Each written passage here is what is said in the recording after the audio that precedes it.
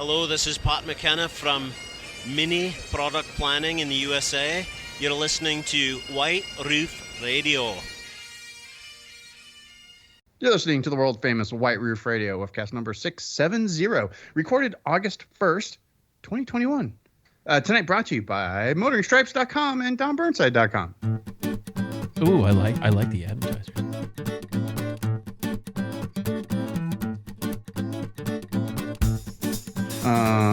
And a one and two. Ready? Yeah. Let's do it. I actually had something I wanted to say, but I'll save that for later. Anyway, hey everybody, it's DB in Arizona. Guess what?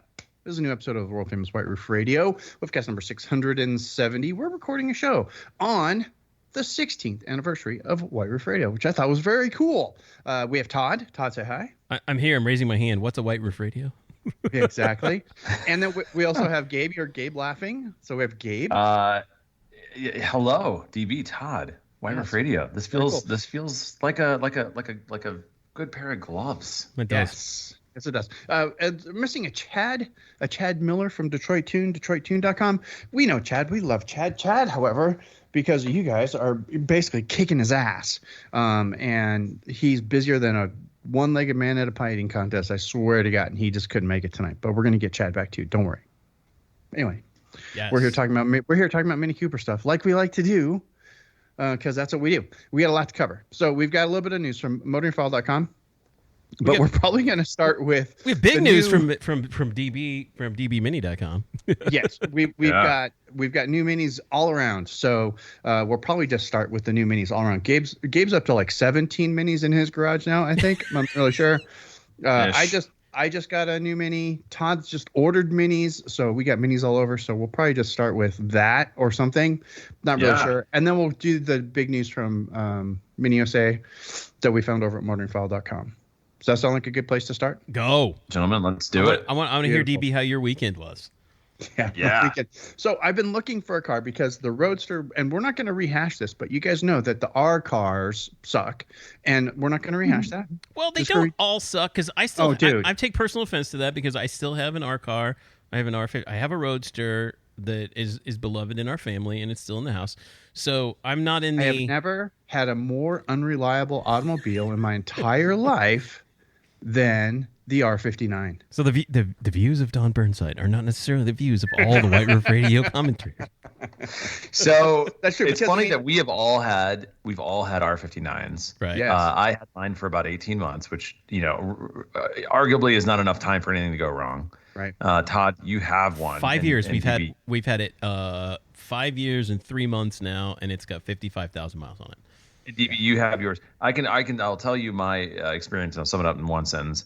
Arguably the best Mini I've ever had. The JCW manual R59. Yes. So my biggest number one problem, and that car is no longer in my garage. So, and I'm not even upset about that a little bit, but my number one problem with that car was the transmission. Yeah, you had an automatic, and Gabe and I, both of our experiences were with manuals. So I give my Roadster experience prior was with manual. Scotty's has a manual. Right. JCW, the Motorfile car had a manual. Every Roadster I'd ever driven had a manual. Right. Until this one had the automatic, and it was just such a horrible experience. Anyway, that car's gone. No more. I left that in Conwood, Arizona, at a Hyundai dealership because I had been looking for a replacement, since the window delaminated from the top and just fell out. Again. Did you? Second time, yeah. Did you set it on fire? No. I didn't. I actually, the dealer gave me like a considerable sum for a 100,000 mile car that needed, let's just say $6,000 worth of repairs. Right? Yeah. I mean, it needs top. It needed all the things. Anyway, I just wasn't going to spend the money on that car because I didn't care. It's somebody else's problem now. Yes, so my search starts off with the 2016 model year. I didn't want anything older than a 2016. My search included also on a manual transmission. And shockingly, well, you guys know this already, there's no cars available with an automatic transmission within 50 miles of my zip code. You wanted a manual. I'm sorry, with the manual, yeah. And so I end up having to boost it, and I get out to I go, well, I'm just going to go 300 miles because that'll give me Vegas, Tucson, and the entirety of Arizona, right.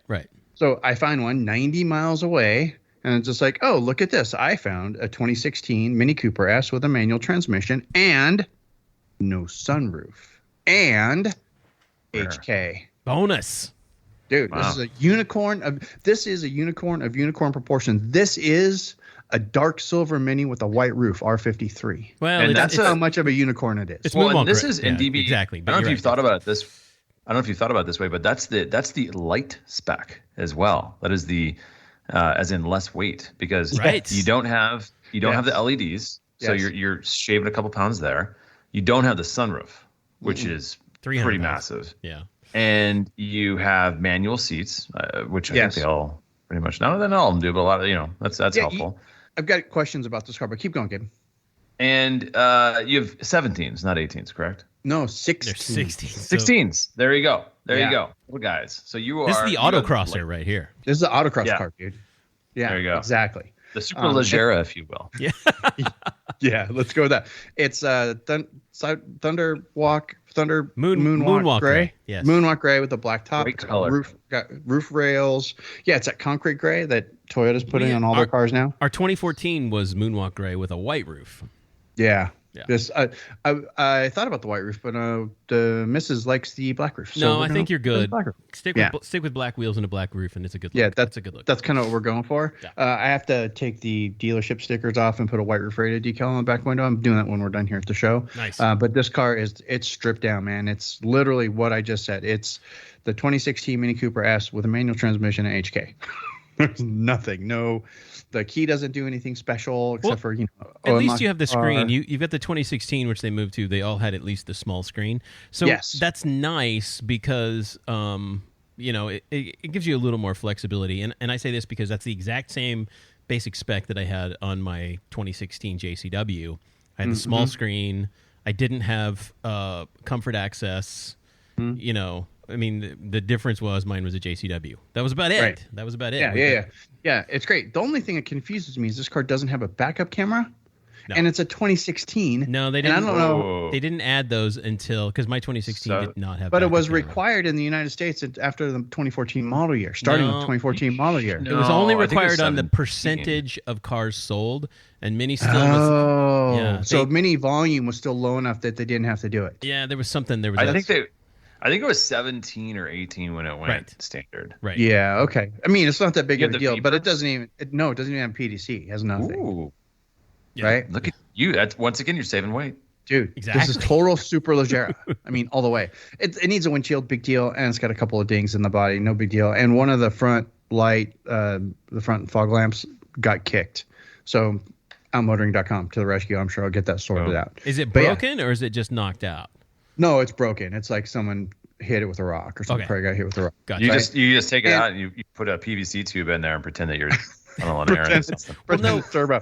You know what, So, DB? You only need one. Other than that, you only it need needs one of those? tires I might because have it's got run flats, and the tires make sounds like a bro truck going down the road from the inside. Oh man, the run flats on that car are noisy as hell. They are Which do you have mixed- the Goodyears? No, they're the Bridgestones. Yeah, the Right. tread on And the they've got- Bridgestones makes a special tone. I mean, Oh, and it's awful. yeah.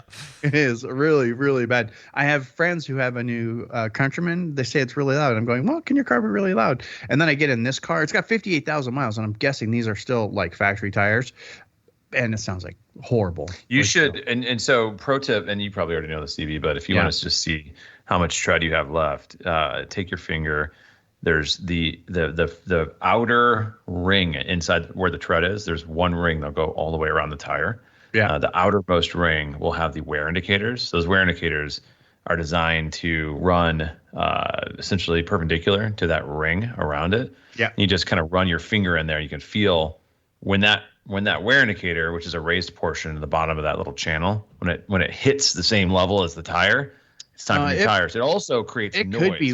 could be the wear indicators on these because they're Yeah. really, really loud. I have to check them. Well, It's look at the being date all things too. considered, it's not bad. I got this car. I drove it off the lot for $20,250, and that includes a little bit left over from the Roadster.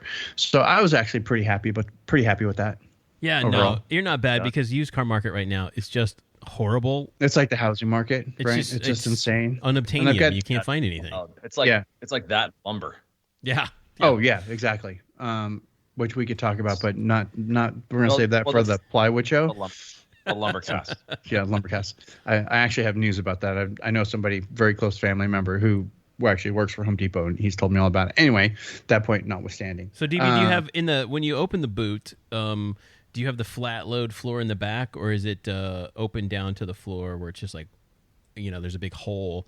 Well, so I know things. I know that there. So if I open the boot, right, and then I can lift up that little thing, and there's the secret gin stash spot. Oh, so you do have the flat load then? Because I don't know how to do that. I know I can just take that thing and lift it up with the seats down and give me a flat load floor. I just haven't done it yet. I've had the car for less than a day. No, literally less than a day. Basically, that's what it is. It's another level, and you raise it up, and magnets hold that thing up. But I got to say. Right.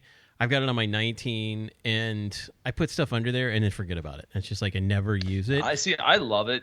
I love it because it partitions stuff. Yeah. So you can, you know what I mean? Like if you're going like road trip and you've got like some bottles or something, and you want to like kind of make sure they're safe. That's really nice. And the Countryman's huge as well. That's Gabe. It's funny you should actually mention bottles, because I do believe that the use case for that space during any MTTS with an F car was for storing bottles. I think that should be the picture of the show. Mostly Plymouth gin. I think that should be the picture of the show, because I have it's loaded with liquor. You just need to send that over, and I'll make it the picture of the show. Yeah. And I only say that because, just can I back up for a second? Was it because that liquor was not sold in other places? Yeah, I'm going with that. Sure. That sounds sure. Okay. It sounds like you needed it close by, right? Yes, officer. That's a good answer. I can't get this. Fair enough. But anyway, this car I've put about 150 miles on it so far. I think it's great. It's the nicest interior of any Mini I've ever driven, which is amazing. What seats do you have? And really quick, have the sport seats with the bolster. Yes. Yeah. It does have that, which is really nice. I remember which is essentially the JCW seat too. It's like the JCW seat's like slightly more bolstered, but essentially the same. It's got it's got the thigh piece that moves out, right? Yes, it does. Okay, so you've got the sport seats, because that's the differentiator right there. Yeah, which is really nice. Key. And this is the first F car that I've driven with a manual transmission, and it's exactly the same transmission. It feels the same as the 6-speed that I had in Roxy. Yeah. Which was out of R53. Yeah. And I know it's not the same. Yeah. It's close. So it's an iteration. It's a Getrag. So it's an iteration on that. It's actually a lot. So if you drive them back to back, it's actually a lot smoother. Right. The Getrag in the R53 was not necessarily bad. And that, let me back up. It's notchier. So which is not necessarily bad. It was bad, super notchier. I do remember it being super notchy. And I thought that I liked the super notchy part. It made it feel like you're driving a race car, right? Yeah, once you get used to it, you're like, it's kind of, you appreciate the interaction. The newer ones are much smoother and much slicker, easier to drive and stop and go. The clutch is lighter. I know a lot of people hate it, but I think ultimately you get used to it so quickly, and it feels fine. And I love that transmission. Honestly, it's the best. I think the best one Mini's had. Yeah, I like it a lot. It was a great driving experience. I like the little reminder. It's like, oh, you're in 4th gear. You can put it in 6th if you'd like on the screen. I go, oh, that's really nice. Green mode doesn't suck, except for that cuts back on the air conditioning. So that does suck when that's it's 100. The worst part. When it's 110 degrees outside. But yeah, otherwise this car, it has nothing. It doesn't even have heated seats, but I don't care. I like it a lot. You don't need them, right? You live in Arizona, dude. Nobody puts No, I still like heated seats. It's good on the back. You have a rough day, spend all day bending over, moving things. Yeah, but DB, I don't know if you know, but you bought the Superleggera package. Yes, so I bought I bought the Superleggera package, exactly. You just saved 8 ounces per seat. And I think I think the Victory spokes are one of the lightest Mini wheels also. I'm not sure. I need to look that up, but I think they're also one of the lightest. Googling now. So what's interesting to me is that you have described a car that, like, whoever bought this car very specifically ordered this thing. This is exactly the car I would have ordered. Without weighted, weighty options. Like, you need to go. So what you need to do is you need to Google, find the Superleggera, the metal, like little, a stick-on nameplate that you would see like on an Aston Martin or something. That needs to go on the back. Just on the back. Yeah. Yeah. No, Todd. Maybe even at an angle. No, Todd, just make me a sticker. I can make you one, yeah. Just make me a decal. I'll even put a little chrome in there so it looks up. Yeah. I actually think that we just named your car too. I bet you. I wonder if Kellen or Aaron sell it. over OutMotoring or Craven Speed. I'm gonna have to look. Kellen could 3D print one for me. I bet you. Oh, you're gonna Superleggera thing. DB, you're gonna love. I'll go to JC. I'll go to JC Winnie. JC Winnie's got to have it, right? You're gonna love the car, especially because of the HK. And the HK sounds really nice in this car. Yeah. It sounded good in the Roadster, right?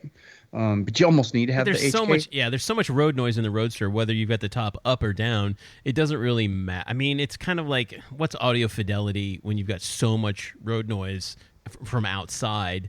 But those 6x9s, those 6x9s in the back with whatever power they have, I don't remember how much power it was on the Roadster. I still think they sounded really nice, and I get good volume out of that, even top down at 90 miles an hour. I never had any problem with that. We've got HK in the Roadster too. And data is in. The results are in. All right, Victory spokes are 19.3 pounds, which is very light. That's very light for an OEM wheel. That's very light for a factory mini wheel. Yes. Wow, that's amazing. Yeah, that's so. Again, you're living up to the name of the car. So, Gabe, and this will probably end up being in the show. This will be the show description right here. I just posted a link in our Slack for the Superleggera actual decal that I can put on my car. Done. Oh wow. Done and done. And by the way, those are lighter. Those are even lighter than the old bridge spokes, which used to be my favorite light wheel from Mini. And I think those are about 20 pounds, if I recall. Well, and my recommendation is save the money on the wheels, because the 16s are fine. You're going to have a more comfortable ride when you go to non-run flat tires on there, because you got more sidewall. And you can even go a little bit bigger still yet to give yourself a little bit more. I mean, I've seen lots of people do it. They'll go with a really fat,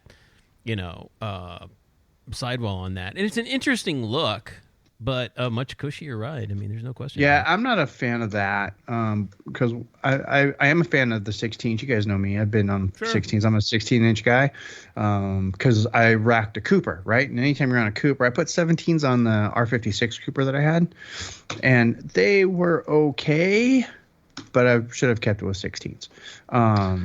So I just sent you the OG Superleggera badge. Nice. By the way, did you send it over, Gabe?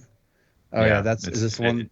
That's I'm gonna. Oh my God, it's $270. Yeah, okay, I'm not gonna buy that one. You find another one. Wow. But at least you know what the original one looks like. Wow. Yeah, that is gonna be the image for this week's show, right there. One of the images for this week's show, at any rate. So yeah, new Mini for me. Finally got an F car in my garage. Actually fits in my garage. It's a good car so far. Got to put 10 gas in it. Big deal. Anyway, well, and you got and luckily you went with the Cooper S of that generation, because up to a certain point, the size of the tank on the Cooper is maddeningly small.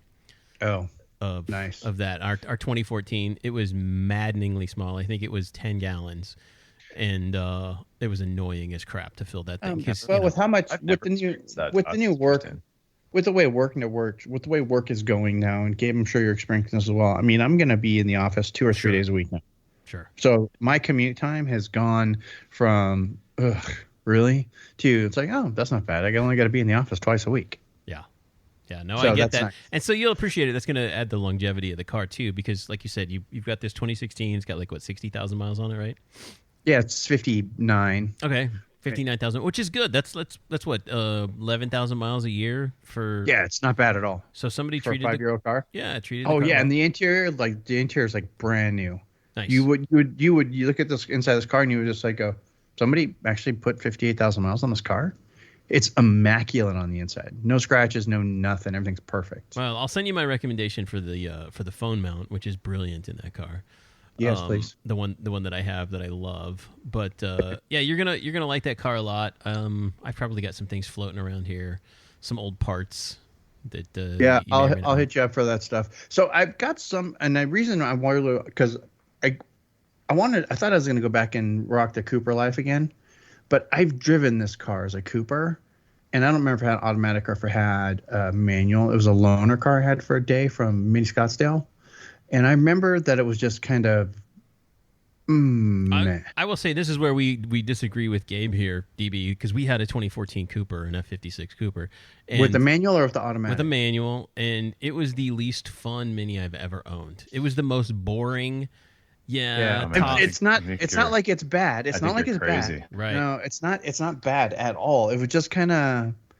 Here's the thing: is the 3-cylinder. I'm driving a Chevy Cruze, right? It was perfectly functional. It was great transportation, but it just kind of. We dropped Gabe. It was no R50. We dropped Gabe. He's got to come back here because now we can have an argument about how he thinks that the Cooper and I think it was boring. And here he comes. And sorry. That's all right. I don't know if boring's the right word. No, but Gabe, tell I was so upset by these opinions. Yeah, that he logged off. He's like, screw these guys. I'm out of here. I'm done with these guys. And I talked myself back into joining. No, I mean here's my take on it really quickly. And I mean I do think I understand what you're saying, which is it's not like the excitement of a Cooper is surface level. Like you have to really work it, and it has to have a manual. Or, as I know now, the new DCT, which is a pretty fun little transmission. Right. Okay. I think the manual is the one. I mean, if I was like, the manual is pretty awesome because it's a Getrag. It's the same thing essentially. Yeah, same thing. Yeah.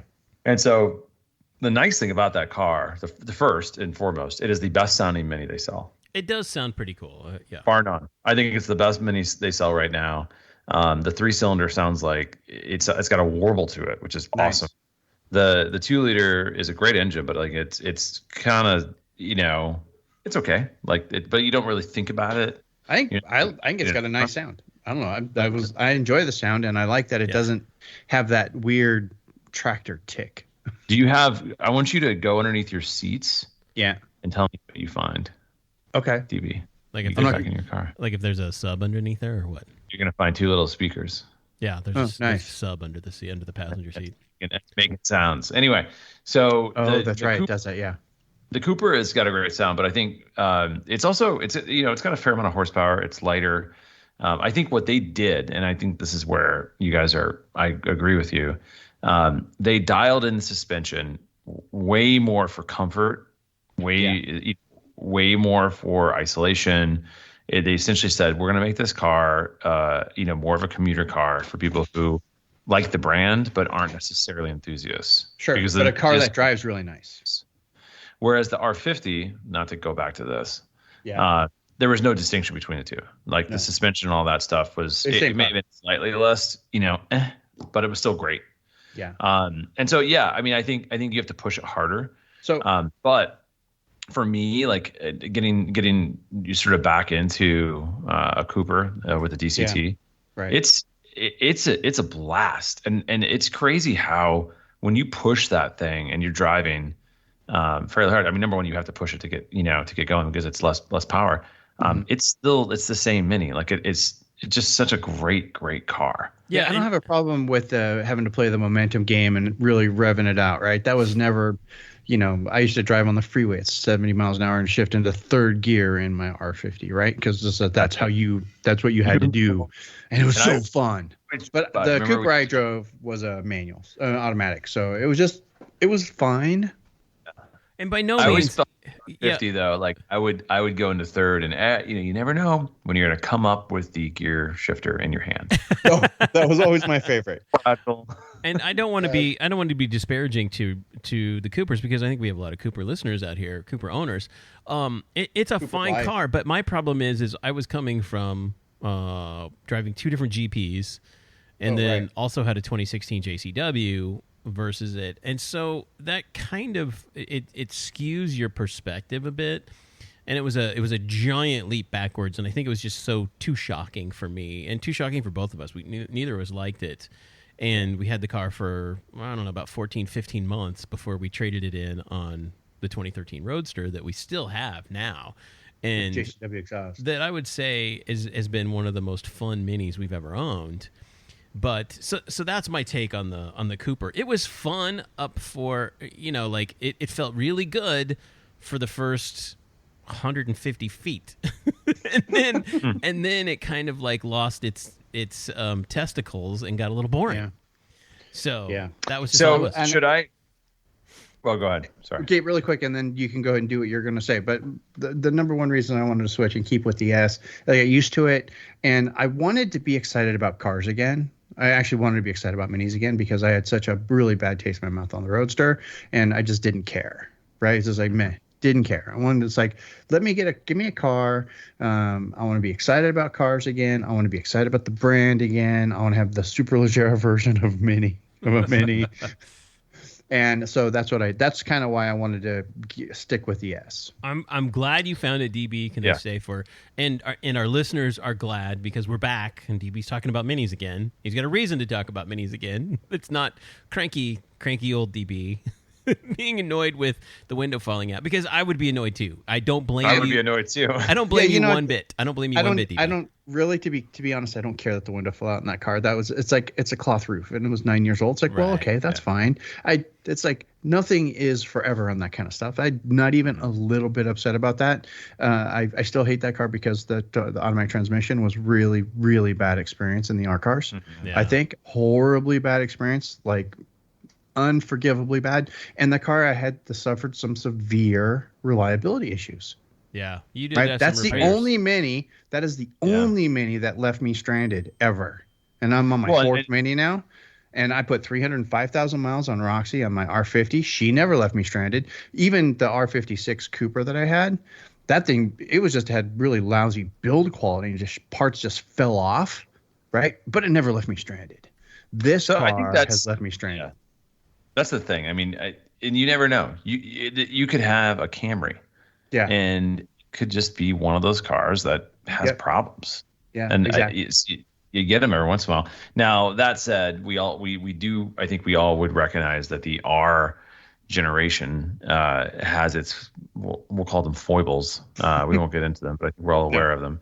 Yes. And the F generation, it has a couple things. It has a giant nose. We know that. But it also has great build quality. And generally speaking, it is very reliable. Right. Todd, didn't you say that the F cars are putting service bays out of business? Oh, well, and I think that is one of the problems is that the guys don't see the cars as much as they would like to. The guys in service anyway. One of the reasons. Go ahead, Gabe. There's no recalls. Right. I mean, think about the amount of recalls that Mini had to deal with. And there's a couple articles on Motoring File. So go check out Motoring File or Google Motoring File. And don't worry, there'll be links. You'll see this. It is with quotes. Like, you've got Mini dealers that, are laying off staff. I mean, this is years ago.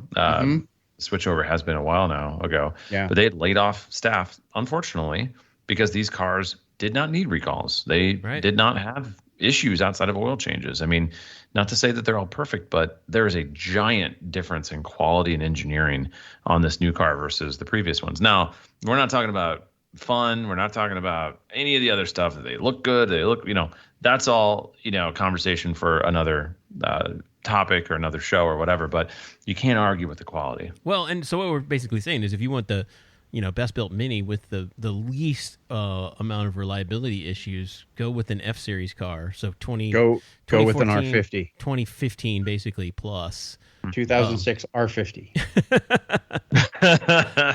Well, the problem is now that those cars are like 15 years old.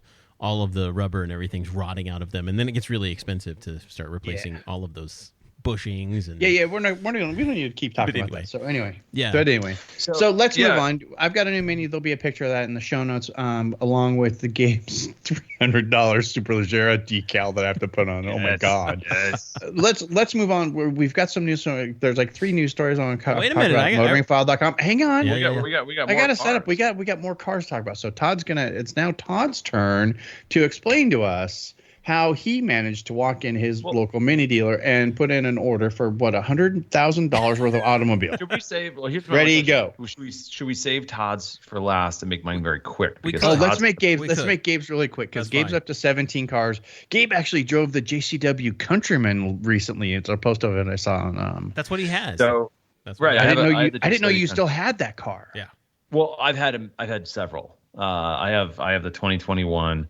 JCW Countryman, put about 7,000 miles on it. Great car, love it. Written about it on Motoring File a lot. Yeah, I don't know. We don't have to talk about that. This one looked like the R60 version of the JCW. Is that not the one that you still have? No, it's the F60. Oh, okay, gotcha. Yeah. Please continue. Did the mini event recently with it. Yeah. Love it. I mean, absolutely love the car. I probably, if I was really, really, really, being honest, I probably would prefer the Clubman, same spec over the Countryman. But, the Countryman does have more versatility. It's got a little bit more space.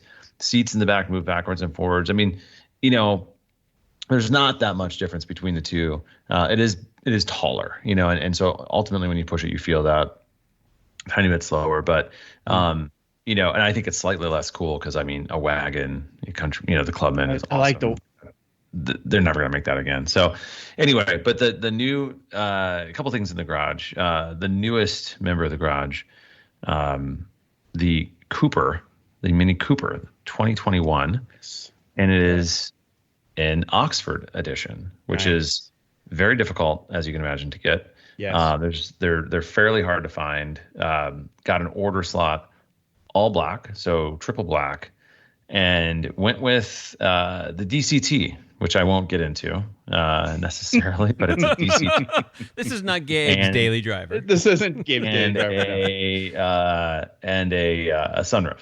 Yes. Which I know DB you don't like, but in other places, where the earth is not on fire, where the world's not on fire, it's actually a good really idea. Nice. Right. But, now, this isn't these aren't all 4 doors, right, Gabe? No, it's a 2-door. So it's 2-door. Yeah. Okay. F56. So here's what's interesting about this car. I mean, it's a $27,000 Mini for $20,000 for $19,500. Right. Very cool. Which is outrageous. I mean, the value in this car comes with LEDs. It comes with like the big screen. It comes with the things I just mentioned. It comes with like all sorts of stuff. And I'm not going to go into it. You can read about it in Motoring File. But there's an enormous amount of spec that comes with this car standard for under $20,000, which is insane. You add the DCT and the sunroof, and I think it's like $1,500 more. So it's like $21,500 out the door. Ridiculous value. Ridiculous. And so, there's some things you don't get. You don't get, there's not that little button to push on the outside to open the door, the comfort access. You don't get comfort access, right? I don't have that on my car. You don't get CarPlay, even though you got this giant screen staring at you. Right. You have the standard seats, which are more like park benches than the sports seats. But they're not bad though. They're much better than the old standard seats. Yeah, but you are rocking Cooper life though, man. #Cooper life. But it's cool. I mean, listen, this is it's designed to be a simple, like really fun mode of transportation for a city, and it fits the bill beautifully. Mm-hmm. And so I think it's been fantastic. I mean, I actually reminisce about the smell of leatherette. Because it was the first Mini I had leatherette, and it's one of those things that I've just never forgotten. But yeah, that's it. I mean, it's a fantastic value priced Mini that I think more people should know about. They won't. In fact, I predict Mini will probably eliminate this particular Oxford edition for 2022. I'm just guessing because there's still going to be an issue with, making cars, keeping cars on lots. They don't make any money on this car. Right. The dealers don't make any money on this car. It is a basically, it's a loss leader. Ridiculous, exactly, to get people new to the brand in the door. And they're hard to get, and you have to wait, and oftentimes you don't get to order it. I was lucky to be able to actually check a couple of the boxes that you could, which was basically triple black. And it's a car that is because Mini sales are good right now. They're looking great, and I don't know if they need it. So I hope I'm wrong because I think it's a wonderful program. Well, and also Gabe, I think great thing to take advantage. Yeah, the other thing to think about too is you're not going to go into a dealer and just find these anymore because they're all like you have to order this car. The dealer can't go, oh, we want 6 of these on the lot just for what. There's no incentive for the dealer to do that because they don't make any money on dealers. Don't want them. Right, they don't want dealers them. Don't. They get given them. Right. The only reason there would be one on a dealer lot is somebody goes in and orders one and then backs out at the last minute. So Mini gives them allocation, so they will get like a handful a year. Right. And so the dealer will just like check a few boxes. You can color wheels, white roof, black roof, and of course body color. But the thing that's crazy to me is because of the 2022 Minis, there's a lot of new standard equipment like the LED lights, for instance. All that stuff is standard on this $20,000 car. Like, well, doesn't it have an 8.8-inch screen also? It's got the full. Yeah, it's got the big screen. It's got the full size screen. The latest, best screen you can get. Right. So it's this particular year is even more of a value than it was last year because of all the new added features that they threw in on all US Minis. So if you're looking for a brand new Mini, it's kind of sort of the opposite of what DB did. It's not as it's not gonna be as fun as what DB has. I mean, the Superleggera is one of one, as we know, but it's a great car. If you want something that's fairly basic transportation, that's fun, that brings a smile to your face. It's still a Mini. You still got all the warranty. It's as we talked about, the quality is there. The reliability should be there, and so it's like I said, great way to start to enter into the brand, or maybe a great way to extend in this case, your Mini family. Which is a great segue to where we're going to, because I can talk about, Gabe, exactly what you just said. the cars that we just ordered here in our family. The first, and that's a great segue, because the first car we ordered was a JCW hardtop, but it was a classic edition JCW hardtop, black on black, because you don't get a choice with the class. It's the lowest package edition you can get, but you basically get a lot of features for this, because we decided, my lady friend's like, I don't care about the technology. I drive 6 miles to work every day, but it would be nice to have the JCW, the extra power. So you still get the 8.8-inch display, the nice big one. You don't get CarPlay. You don't get navigation. So you have what I have. Yes, exactly. It's the JCW. It's the JCW version of what Gabe just got. Pretty much exactly the same. That phone mount. Yeah, it's all about the phone mount. Exactly, and you get a nicer interior because it comes with JCW seats. Yeah. Which is cool on the JCW, and the exteriors, the JCW Aero Kit and everything. So it looks like a JCW from the outside. But our attitude was on this, as far as color, you're paying a lot of money to be able to choose the color. Me, I'm the color king. I will make this car whatever color I want. True. So we chose black on black. And it was an extremely good value, because this car, I think, ended up clocking in at around $34,000, all said and done, for a brand new JCW. A fantastic car. I know cars have gotten expensive, but even for a JCW, $34,000 doesn't sound like that's really out there too expensive. No, considering my last two JCWs, my 16 and 19 respectively, were like 40 and 42. Sure. So okay, Todd, so you didn't get, so you can't get HK right now because it's not even correct an option, right? Yeah, and it's not even an option. But who knows? Because here's the other thing: is we placed the orders on Friday, and we're in a waiting line for an allotment. There's not even a factory allotment. So by the time these things are built in October or November, and I kid you not, it's going to be 5 to 6 months before we get these cars.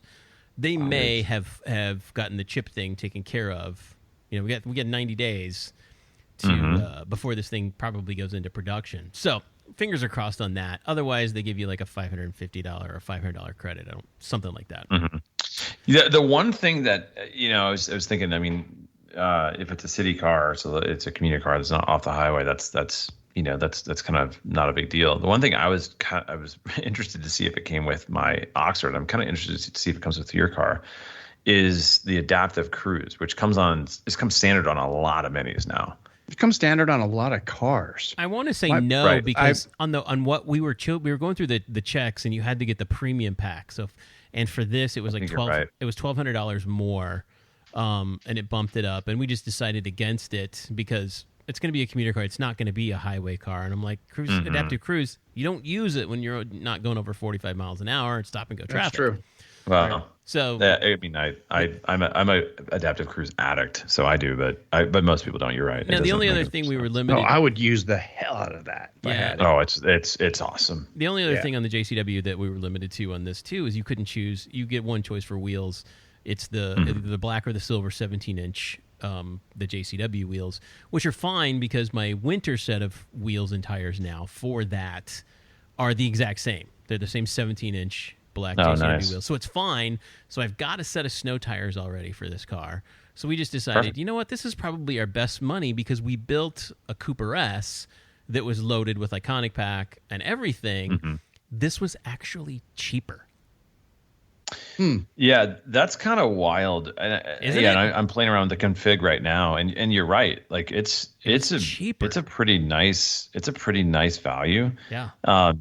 There's some. I mean, and it's just you're right. It's actually it's very similar to the kind of mindset I had with the Oxford, which is, it is what it is. Like it doesn't need to be more than what it is. Well, and here's you should kind of celebrate that. It's a simpler car, right? And here's going into it, because ultimately, because she only drives 6 miles each way back and forth to work, and works in a facility with underground parking and electric car plug-in. So we're leaning towards the electric car for that, but I'm kind of on the fence about that right now because we're in the first generation, and so we basically said we're going to buy a stopgap car. This is a This is a 3-year car because we'll end up with an electric car in 3 years. It makes more sense for what it is. But you know what? We're going to go out on a high note with a manual transmission JCW. I know how much fun this car is. It's going to be just as much fun as my car to drive. And let's just save a little bit of coin on this because it's a stopgap kind of thing. We don't need the luxury because drum roll. You're going to get the luxury. Yeah, I know. So Let's talk about it. So here's the other end of the spectrum. The other car we ordered, same time, same day, was a fully loaded, iconic JCW Countryman. Look at you. Black with a red top. All Look at the you. things. 19-inch wheels, JCW wheels. It's iconic trim. It's got all the things. So Todd, am I understanding correctly? And I know there's a difference between the Cooper and the JCW we just talked about, but essentially we have the same garage right now in terms of minis, at least. Yeah, it's going to be similar. Yeah, it's going to be very, very similar, and we're keeping the Roadster. So that's the other thing too. So what'd you say? Yours was black with a red roof. Is that what you did? Yeah, we went with black because I'm like, I'm probably going to wrap this car also. Sure. I wanted to start with the base color, but I'm like, you know what? If I live with it for a while, black on red, which is basically what my car is now. My but black on red on the Countryman, dude, that's striking. Yeah, it's a good look. Yeah, and you've seen mine. I mean, previous to this, I had 3 years in a row. I had Rebel Green. Yeah. And last year I had Rebel Green and red on the Clubman, and so it looks black in certain light. It's a good look. Right. I will say, Todd, I like that combo. I have the white and red, and it comes with the red stripes everywhere. And your friend of mine, Matt Adams, has maybe correctly called it like sort of like a kind of an Eastern, like a overweight Eastern European guy in a tracksuit. I think it's it's more like a Tylenol on wheels, Gabe. It's not like, I mean, if it was my car, if it wasn't just a press car from Mini, we'd be peeling the stripes off. I would take the stripes off, and I'd probably wrap the roof, just because of it's a little bit of a candy, right? But yeah, it's a great. I mean, the black is cool. Did you get the 19-inch JCW wheels too? Yes, I got the 19-inch because it was no charge extra. Now here's the interesting thing: the interior. I got the combination. It's the black pearl and canvas, so it's a really durable, heavy-duty kind of. It's almost burlappy. Thick. So you did not get the JCW seats. No, and that's because right now I've got the JCW. No, it is with those seats, is it not? So no, that's not the JCW seats. It's just the sport seats. No. Yep. Yeah, it's just the sport seats. I've got the JCW seats in my hardtop now, and I've got the Dynamica combination, and I have to say that even after 3 years, and I've only got 14,000 miles on my car, that stuff does not wear very well. It just it does not wear very well, and I just don't like the looks. I really haven't gotten into. So you should see the new. Well, the new ones are way better. They came out last year. I can still change because they eliminated. Yeah, they eliminated where the whatever it is. Dynamica. It's Altera. Yeah, they eliminated where that was. They changed it, so it's more of like a nylon. Yeah. Because you're right, like it actually didn't wear that great because unfortunately they had it right on the spot that wears quickly. Yeah. Why didn't you do the malt brown interior, dude? I mean, I can still change it. Like I said, I'm still not. I haven't even gotten. I don't know if I'd do malt brown with the black and the red. Oh, I think it look good. Oh, I think it would look great. I mean, it's cool. I will say this though, in my take, because I had I had the Chesterfield in blue. Was it on comfortable? A car. Was it comfortable? It is, but that, honestly, like, as long as Mini's not listening, that leather isn't like the highest quality. Yeah. You think it would be? Yeah, it's kind of not. Yeah, and I mean, all those colors are amazing. The white looks really the satellite gray. That's an amazing interior color. The blue, I think, would be weird with the red and the black, but the malt. But that satellite gray, though, brown. you got to be ready to not wear blue jeans. Right. You can't you can't ever wear jeans in that car because it'll or have children. I mean, you can wash it. Like, it's not hard to wash, but like, but you have to wash it every day. Yeah, well, I did a before and after once because I had those in a Cooper S, and you could go about a month. I was averaging about every month. I would just wash it down. But yeah, it's a task for sure. You guys have put a bug in my brain now that I may change the seats. I may go back to the JCWs, just because they are ridiculously comfortable. Yeah, they're awesome. Check out, and you can see in the configurator too, like that gray area is actually like kind of pretty sturdy nylon now. Yeah. Mm-hmm. Yeah, check it out. I think that they did that, Todd, because of exactly what you're saying. I think that it was not. I don't know. It also looks a lot better. Too, yeah, my seats after 14,000 miles on my 19 currently are not wearing well, especially on the bolster getting in and out, where you brush up against it, getting in and out of the car. Oh, weird. That's an old thing from the R50, R53 same thing. cars. Same exact thing I had on my GP. You should try having racing buckets in a Porsche. Oh, yeah, right. That's another car for the Porsche. You got a Bow and Luke Duke out of that thing, man. Yeah, exactly. It's the leatherette on my car. It's like I said. I mean, the interior of this car looks brand new. The leatherette, no exception. It looks like it's brand new on this car. I'm going to go back to on my previous comments on leatherette, which probably date back to like 2006, which is the Earth is going to be gone. We're going to be dead. Everything's gone, and leatherette will still be floating in space. That is a classic. Indestructible. Yep. Yes, that is a classic. Yes, and I believe Gabe actually brought that up. Woofcast 79. Go back and check it out. I don't know. Well, anyway, yeah, I've talked enough about the new cars. I mean, we'll know more when they come in, and I may change. You guys have at least. I appreciate this conversation because I may go back to the JCW seats because I thought, you know what, I do love those seats, and yeah. Well, I'll say this though: the leather, the black pearl. Is that what you mentioned? Yeah. That is a cool seat. Like that's one of my favorites. But I think you should if you got some on the lot there at Barron, you should check it out. Yeah, I need to go because I know the JCW seats.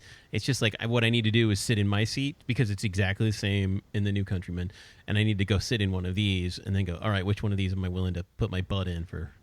Yeah, the interior of this car looks really nice too. Yeah, it'll be fantastic to have. And you know what's really funny with the Countryman, because you guys know I have that Chevy Equinox in the garage, right? 2019 Equinox, which we like a lot. It's a fine automobile. It's perfectly great. It's not much bigger than the Countryman.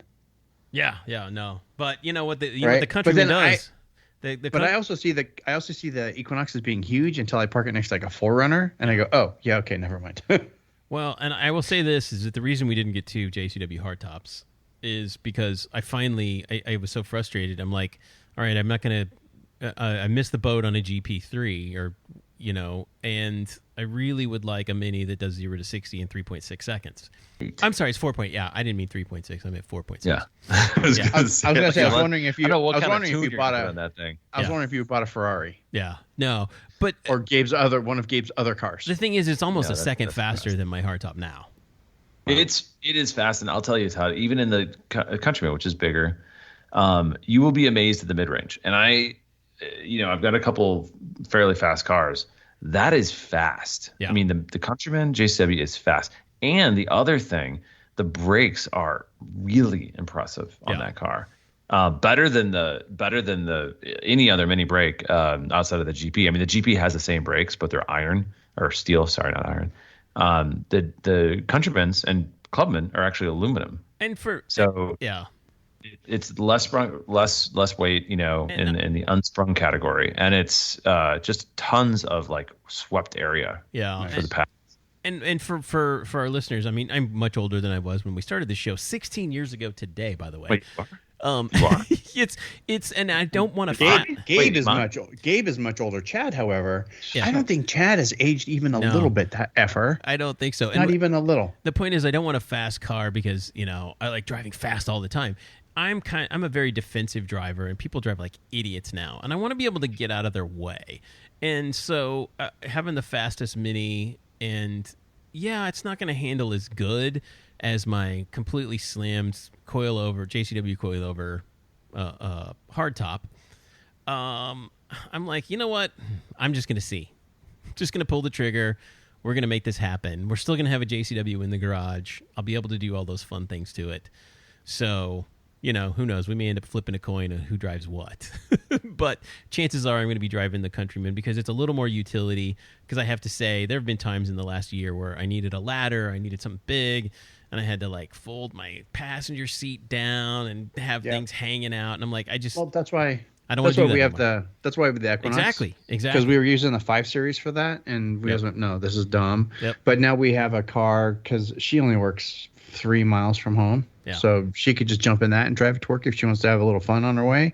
And then I could drive the Equinox to work. It's no big deal. If I needed to, I could put a roof rack on this on the Countryman too. So exactly. I think it's just finally time to get a little bit more of a grown-up car, a little more versatility. Exactly. But I also want something fast and fun. So that's why I went with and I know a lot of people were shocked at that. It. Yeah. The Equinox. You're gonna love Equinox is fast, has more horsepower than the JCW Countryman, but it's I don't know if I'd say fun. Does it weigh about 2,000 pounds more though? It probably does. It's a GM. It has to. By default, the GM has to. And if you give it gas while you turn, you can watch the gauge go down. Weird things happen. So the Countryman is, you can read on Motor File. I did a comparison between the Clubman and Countryman. I think it's, what is it? It's from a weight perspective. If you're just stuck in the R53 land, it sounds heavy. But it's not. I mean, all things considered. Or, if you're rocking a 2016 Superleggera. Yeah. Yeah. For the Superleggera owner, it is definitely heavier. Yeah. For the normal owner, it is not. So the Clubman, the Countryman is 3696 in JCW spec. The Clubman is 3564. So it's 150 pounds or something. Well, and I deleted the I deleted the sunroof to kind of level the paint. Oh, you did? Yeah. There's no sunroof on this Countryman. Good call. Oh, why the hell would you do that? Because it's crazy. Because here's my experience, and I know why DB should. Once again, I hope many USA's not listening to this. Here's my experience with sunroofs, and this is still true today. Is that eventually they all leak for whatever reason. They all clog and they all leak, and they're noisy, and they're much less noisy than they were before. I never had any noise. I've never had a problem with leaking. I just don't use them, and we have a convertible. If I want to drive around and see the sky, and you have a my only problem. So I got stuck with a Countryman a couple years ago without a sunroof, and I only say this, Todd, because I know you could potentially change it, but I'm just giving you my thoughts. It was a dark place for a year. I'm okay with that. I was in a dark place. Yes, because it's a big roof. Dark is good, Gabe. I'm okay with that, man. I'll put on some Black Sabbath, and I'll be good. Yeah, huge roof, and I'll tell you, having then swapping that out for, at the time it was a Clubman with a sunroof. It was a epiphany. It was amazing to have that sunroof back. So that's just my opinion. I mean, I get why DB doesn't like it. In Arizona, et cetera, it does make sense to keep your head shielded. Yeah, and I'll drive around. My in-laws, since we've done a podcast before, they've gotten another F60 Countryman. They upgraded. Oh, nice. And so they've got a 2021 Countryman now that's a chili red with a black top, and it's pretty loaded up Cooper S, all 4.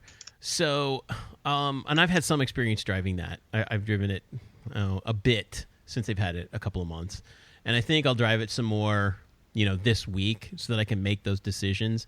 But I'm still pretty dead set against. I'm not a fan of sunroofs. I never use them. Why have it if I never open it? So don't get it. You have a drop top, so don't worry about it. Right. Well, you know what? Yeah, if you're not a sunroof guy, you're not a sunroof guy. Yeah. There you go. That's cool. Like I said, if I want to see the sky, I'll just drive around on the roads. I was a sunroof guy. I was a sunroof guy until Todd said we can put graphics on that, and then it's like, oh, no, I'm not a sunroof guy anymore. That's better. Okay, great. I know, right? Yeah. Cuts down on the really quick, can I get a time check? Yeah, 56 minutes. Really? Yeah. On this recording? Yes. Well, we got to move on then. Let's do it. Let's finish it. Oh my God. Let's wrap it. Well, no, we're going to finish. I got, there's 3 news stories I got loaded up.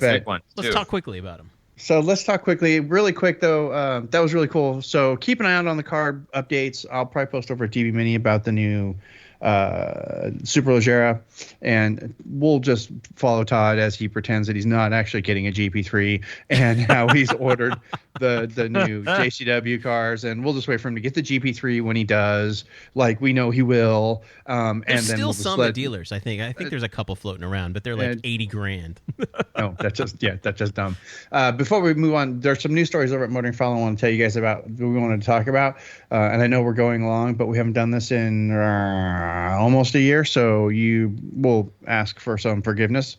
But I want to remind you guys about motoringbadges.com. I want you to click over to motoringbadges.com, and at some point click over to cravenspeed.com and outmotoring.com too. Don't forget about those guys. But motoringbadges.com, I want you to click over there, and I want you to look at Todd's Mini there. It's on the front page of motoringbadges.com, and imagine any of that stuff you could put on your car. And you know who makes it for you? Todd. You just go, dude, those little rally decals, those are dope. I need those for my car, for me and my wife. Oh, you go to motoringbadges.com, you order them, done. You want any decals, you need some wraps, you want the white refractive sunroof delete kit, you want the Countryman bumper protector, the Clubman bumper protector, you want a t-shirt, do you want stickers? Do you want that you just got passed by a girl motoring badge? And you know what the most popular item is over there right now is... It really should be you just got passed by a girl motoring badge.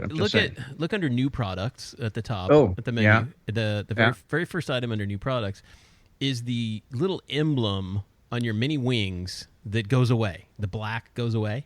Yeah. And I sell a replacement for that. It's only $6.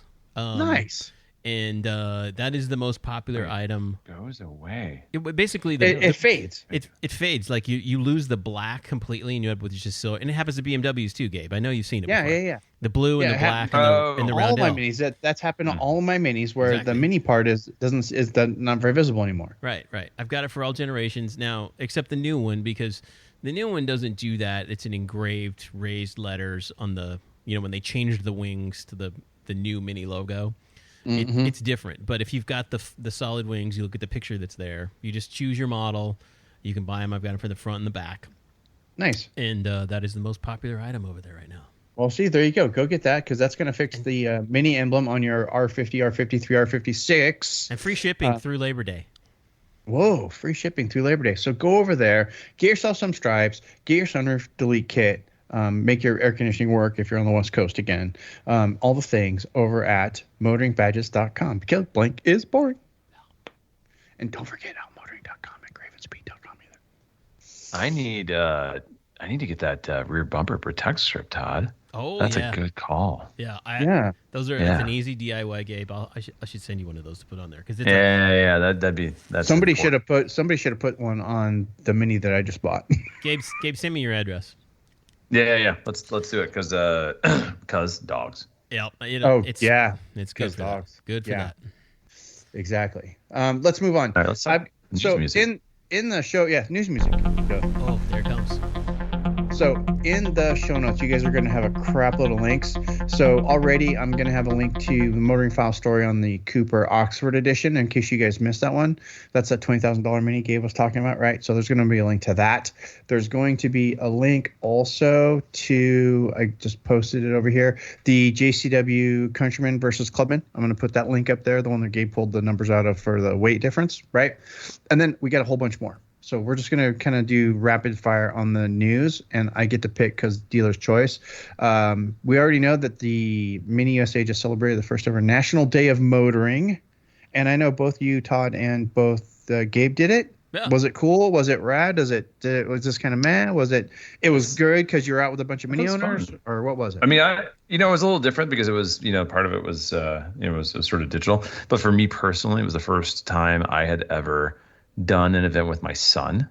Oh, nice. Okay. We had a great time, and met some people, saw some people I hadn't seen in a while, and so it to me it felt like an entree into next year. It really was, and I think for the way it was pretty much kind of an on your own thing. You got to see people, at the dealer as it set out, but it was pretty much on your own from that point, because what they asked you to do is pick a location that's a ways away. Now, I know a lot of people like Gabe, you in Chicago, you didn't have to go a long way away, but we drove to a city about 30 miles away. and you finish these little kind of scavenger hunt things and take pictures and you post them to the deal. So it was really well done. So kudos to Mini USA for putting so it was definitely like a DIY event type of a thing. Anybody could go wherever they wanted. Exactly. And you just had a list of things to find when you got to your destination. Exactly. So that was super kind of cool. That was kind of the hard part at the beginning. Was I don't think it was explained well, or people didn't understand. I got it, and I think most people finally figured it out. But it was like your point that like they should have said to people, okay, before you show up, figure out where you're going to go. Pick a city that you're not familiar with, that's close to your area, that you've maybe always wanted to go to, but you've never have, or you always wanted to go back. Pick there and drive there. Then start the app and do the adventures, because I think a lot of people were like, oh, and they never got more than 2 miles away from the dealer, and they completed everything. And because they started doing all the things. Right. See, you start doing it. I'm really kind of bummed because I missed this event because I didn't hear about it until I'm seeing pictures posted about it on Instagram. Yeah. Well. Right. Yeah. And that's fine. So, it was good. Like Gabe said, it looked like it was a cool event, though. I mean, and for anybody who missed it, motoringfile.com. Motoringfile.com. Daily. But you're right. I mean, I think it snuck up on some folks. I think what Mini was trying to do with this event, I can make it quick, but I think it's setting the stage. I think, they created a National Day of Motoring, which sounds kind of silly, but that is something that is at the heart of the brand. And I think that, whether it's on your own or in groups or in a group of 3,000, I think that Mini wants to own that, and they are trying to lean into the community as much as possible. It's nice to see that. We'll talk about that in a second. Yeah, it's nice to see them getting back to that. And we're going to get into that some more. But before we do, I really like this story so much. I shared it on our Slack channel, and then Gabe corrected me because I shared the wrong version on our Slack channel. And that is the largest fleet of electric Mini Cooper SE sold. And that is a single company has purchased. How many of these again, Gabe? Was it 86? 82? This is Biogena has purchased. They're in Austria, I think. In Austria, yeah. 82 nice copies. Spec too, like cool looking car. Of the Mini Cooper SE. And I just thought that was really cool. That one company said, we're really going to do our part, and we're going to give this will be a company car, and we're just going to get them all from Mini. I was like, sweet. Yeah. Oh, that was rad. Right? That's pretty cool. And there's some really cool stuff they're doing with the Mini Cooper E. If you guys should be following this, if you're not, I'm kind of with Todd. I'm not going to do first gen on this. It'd be more second gen for me. But they're really doing some cool stuff with this car, and it's really coming along nice. So it's definitely one to watch. That's just me personally, because I know a couple of people who've gotten the Mini SE, and they love the car. And don't let me try and discourage you from getting it, because I think it's great. But it was just like, for me right now, I need a little bit more range. Yeah, and I'm nostalgic for the manual transmission, and I'm like, this may be our last opportunity to do that. Yeah. Hence my decision. Yeah. So, and Todd, to that point, I mean, I think I'm a few years away, because what ultimately, it's like you can get a Mini Cooper SE after all the various tax yada yada yada from anywhere from like 22 to 25 ish. Right. But you can also get, you can get a lot of car, as DB and I know, for even less. And to your point, it feels like we're still a couple years away where enthusiasts like us dive into it. Right. I agree. 100%. But it's a great car. Yeah, it'll be really cool. And this is the last story. And of course, there's way more news stories. You guys should already be following motoringfile.com on the internet. Just punch up motoringfile.com, add it to your RSS reader. Done. Right? Because we're not doing Facebook anymore. I'm just saying, punch it up in your RSS reader, and then you can find all these stories. But Mini USA announces the formation of the Mini Motoring Club in MTTS 2022, which I found to be very interesting, because the formation of the Mini Motoring Club has been talked about since Gabe when? 2003. There's so much to talk about here. I actually think you're wrong, because I saw your quote about that, and I actually think conversation about the Motoring Club started in 2002. Yeah. Like you're right. Over at Mini Cooper Online, we were talking about that in 2002. You're right. You're right. So we talked about. I was thinking of 2001. So because that's when we started SCCM, and that's when you started your club, and that's when Todd started his club. So we didn't talk about it. We actually started. Mini CCA. So we started it in sort of name only. I own the URL. We had a board that we'd brought together, some key folks, and it as many things do, it kind of fell apart because we were all busy. But we started going down that path. In fact, I think we even, did we incorporate? I think we might have. We had a lawyer involved, so we were really getting to, we're going down this path, and so it fell apart, and it moved into a very grassroots, regional sort of situation. It would have been grassroots anyway, but it fell into that regional sort of scenario where you have various clubs doing different things.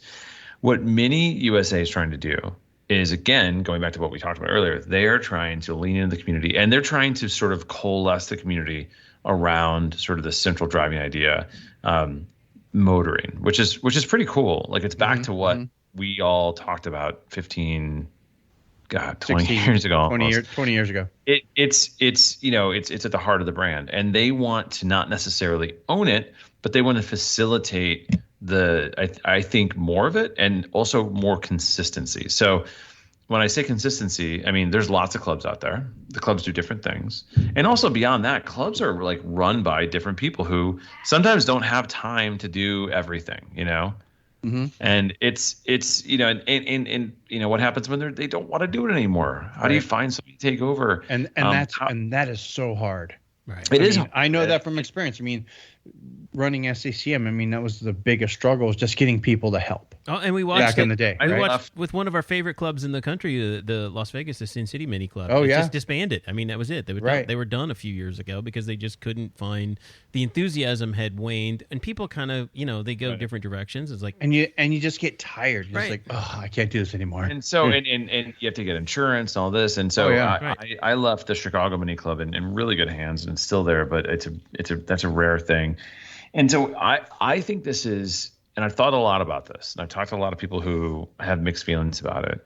I think this is a great thing on the whole. I recognize that with a national entity, especially when it's tied to the BMW CCA, which I think is, I think I mentioned it. I talked about that in my article. You didn't. So, and I'm curious so they're going to tie this in with the BMW CCA. I should have talked about that. Yeah, you didn't put that in the article. Yeah, I think it's, or maybe I'm not supposed to talk about it. I don't know. I can't remember anymore. But I think that it may ultimately be connected in some way. And I think the reason I say that is because, listen, BMW already has an extremely successful club that's run, that's run in a centralized manner. Wouldn't it make a lot of sense for a mini motoring club to be connected in some capacity to an already created organization? Yeah, that would make sense. Some stuff that they could take advantage of. I don't think it's a done deal, but I do think that there's an opportunity there. So does that mean that your local club will change? It doesn't have to. I mean, I think there's a lot of folks out there who are running clubs that aren't sure what to do, and they may not go. I would almost bet that wherever this goes, that they're going to reach out to the big clubs, the SCCM, the Philly Mini clubs for sure. Yeah, and they're going to say, "Hey guys, this is what we want to do." There's already a board formed. The board is comprised of people from the clubs you just mentioned. And I think there's a lot. I think that there's some differing opinions. And so, to me, it's not even a board. Sorry, I don't know what it is, but it's a group of people coming together to figure out what to do. I think what's going to happen if this moves forward, which I think it will, I think you're going to end up with a national club, and it's going to ensure, will it be slightly more corporate? I mean, I guess maybe. But ultimately, it's going to have greater reach. It's going to be connected to Mini USA, which is huge. Yeah. It's going to be out there. Have dealer support. It's going to be out there in a way that any name your regional club just can't. And so will those regional clubs live? I mean, they may, but I mean, listen. When I started the Chicago Mini Club, there was already a Chicago Mini Club, and all we wanted to do is just be part of them. We just wanted to hey, we've got these new minis. Would you could we be a part of your club? They didn't want us. And so we created our own. And guess what? That club is 4 people now. They're not even a club. Yeah. They just drive around. California was the same way. The classic guys wanted nothing to do with the new minis. So we started what is arguably the largest Mini Cooper club in the United States, right behind. If it's not the same size or bigger than Philly Mini, they're right there the same as far as membership goes. and also participation and organization and community support and dealer support. Both of those two clubs have everything already, which is why they grabbed from those two. And they're also both of the longest running. SCCM started in 2000. We started that in 2000, early 2003, and Philly Mini was right there at the same time. Yeah, I think Chicago was right there, and I think that ultimately, I think the question you'd ask if you're running these clubs is, do I want to be a part of something that I know will ultimately become large and have greater reach, but I will have less control over as a club president or regionally, or do I want to just stay course and listen, probably get smaller? Yeah, probably. It'll be interesting to see what happens with this. I'm going to be paying very close attention. Mini USA, hey, feel free to shoot me an email, db@whyou'refraid.com, or or Todd or Gabe, because we've all been doing this for about 20 years. So, and then finally, Mini takes the States, 2022. Yes. Excited. It's planned. It's on the books. This is all set in stone. This is going to be an event happening in 2022. It's going to go from Burlington, Vermont, and then it's going to go to Spartanburg, South Carolina, which is the BMW Mini Performance Center on the East Coast. I propose, gentlemen, that we all go to Vermont and start there. All right, July 9th, 2022. I'm going to do it. I can probably do. I'll do at least like half of it or something, at least a chunk. Yeah, but I think it would if I go to Vermont to do this event in July next year, I'm doing the entire thing, because I'm not going to drive all the way across the United States and only drive like 2 states. And okay, bye. I got to go home now. Right? If I'm going to do that, then I'm going to do the whole thing. That's true. So, your geography is different than mine, but yes, I think we should. I mean, listen, it's been a long time, and this is a shorter event, but it looks awesome. Yeah, it should be great. Like I said, this is going to be July 9th through July 17th, 2022. More details will be coming in very soon. Of course, you'll be able to find all those details at motoringfile.com and from us here at White Roof Radio. One more, I'm going to do a 10-second other news story, which I think is important. Okay. Yeah. Next generation minis will not be all electric. Which is a shock. That's a shocker. I saw that. I was shocked when you posted that. That is a true fact, as I like to say, coming from some well-known sources. And what it means to me, guys, is listen, the manual transmission petrol-powered Mini is going to be around for a little while. So in fact, I think it's going to be around until 2030. Okay, my question, Gabe, is that will it be a fully ICE internal combustion engine, or is it going to be a mild hybrid? Mild hybrid. Okay. The next generation of these cars, and mild hybrids aren't hybrids as we would think of them. Mild hybrid is just essentially, it's a slightly larger battery, a little bit more weight, but it allows the start-stop to operate much more efficiently. Right. And so it adds like a 1 or 2 mpg to the whole equation. Right. Wow. Okay. Yeah, and it's also, theoretically, it could give you a boost. Sort of like fills in torque slightly, like a torque deficit, which with a turbo you don't really have. So right. it's a big deal. Like, honestly, to me, that's the biggest news we've had in a while, and it's been confirmed. And we were assuming that was going to be the case in some capacity, but more or less, I think for the United States especially, it means you're going to get a small Mini, and it's going to be a petrol powered car, and they'll probably also have an electric. So it'll be more like a Prius than the plug-in hybrid now. No. It's not. No, it's not like that.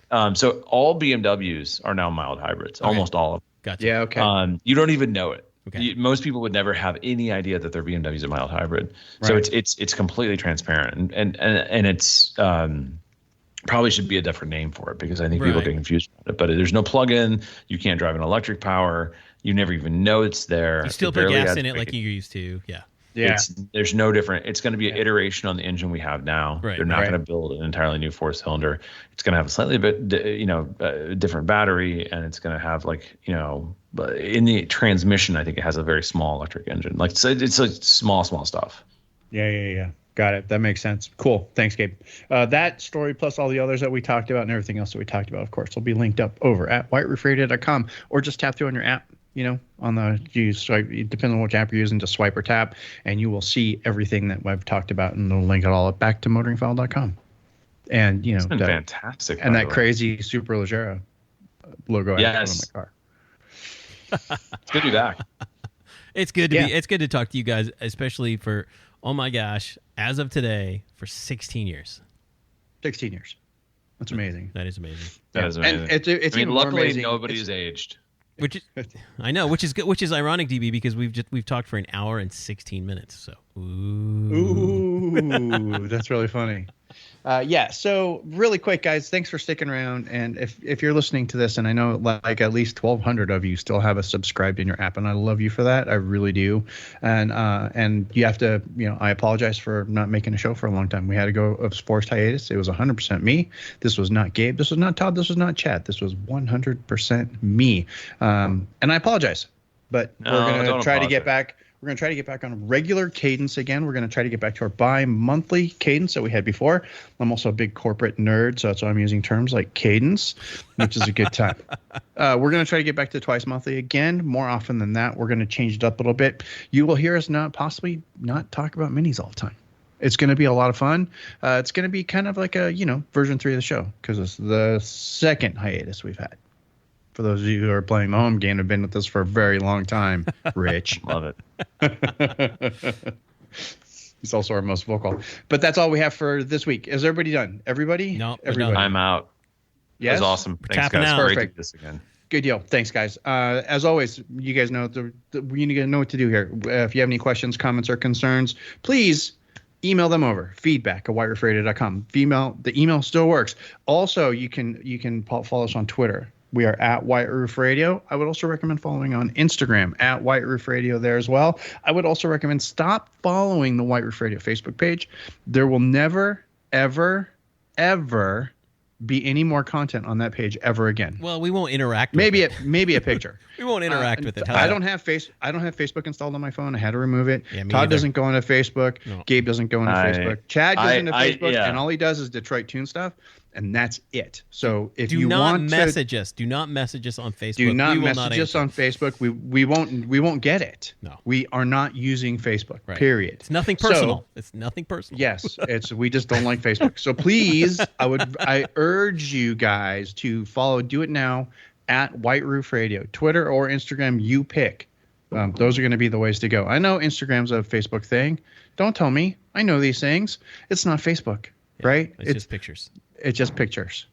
It's different. Anyway, White Roof Radio, feedback, whiteroofradio.com. Follow us on the Instagram or the Twitter at White Roof Radio. Very much please and thank you. Otherwise, this is the part of the show where I do like to make the funny clicking sound. And then I say, questions, comments, or concerns, click back over to whiteroofradio.com. There you can leave a note. Show notes. You can email us, feedback, whiteroofradio.com. But until next time, gang, this is DB. I am done. Cheers. Cheers.